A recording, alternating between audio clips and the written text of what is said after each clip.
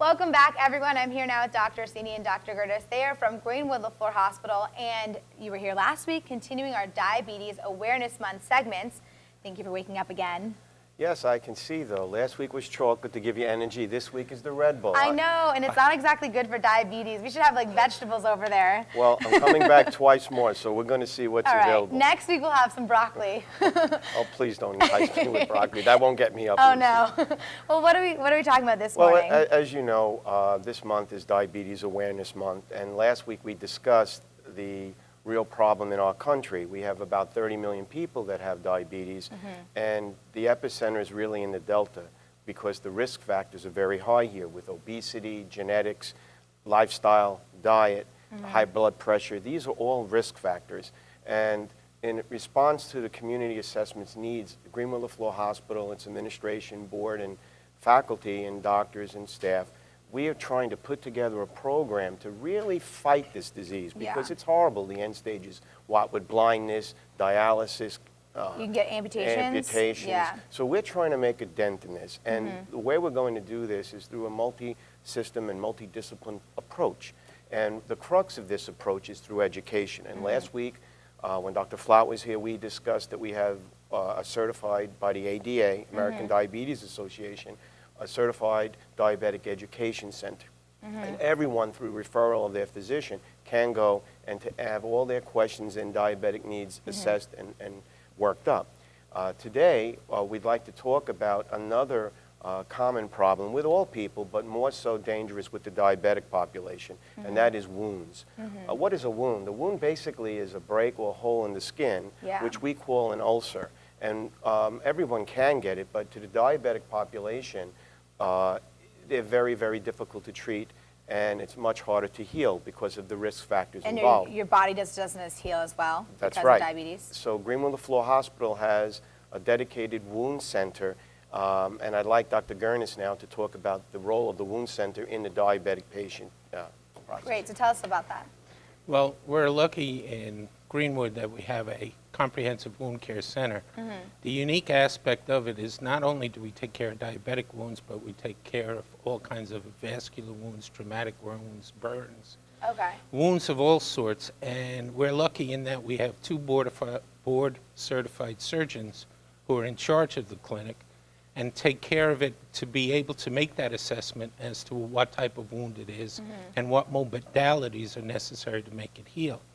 Dr. Domkin and myself run the wound care center, and we have the ability with new modalities, a dedicated staff, and specially trained staff in order to make that occur more easily. And with diabetes, people have a tendency to have poorer circulation, takes longer for wounds to heal, and have impaired circulation, both arterial and venous, which is also makes wounds more difficult to heal. Everything's against the wound. Everything's against it. So is there a different way to treat a wound for someone with diabetes? Is there a different strategy? Yes, it is. We have to be, one, more aggressive, two, more vigilant, and three, it's the education, because it is a team approach.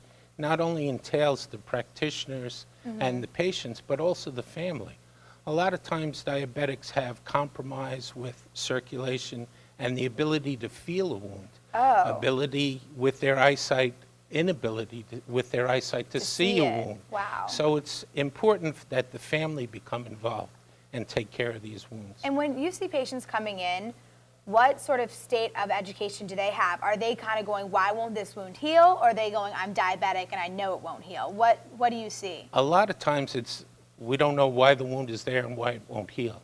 So therefore, we try and engage everyone.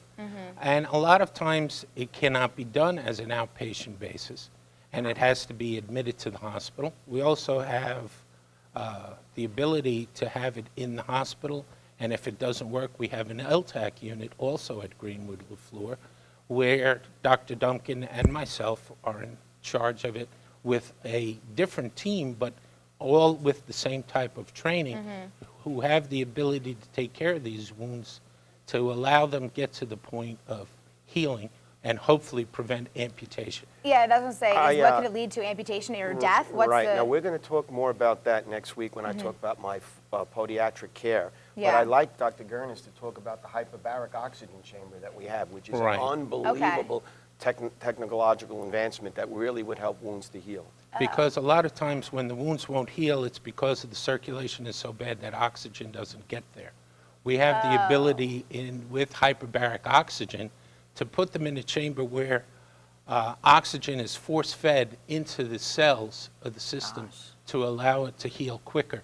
We're one of the few areas in the Delta which allow it. And what happens is, because of our years of experience at being surgeons, which is a rare instance in wound care centers, to make that decision and to be aggressive in using the hyperbaric chambers.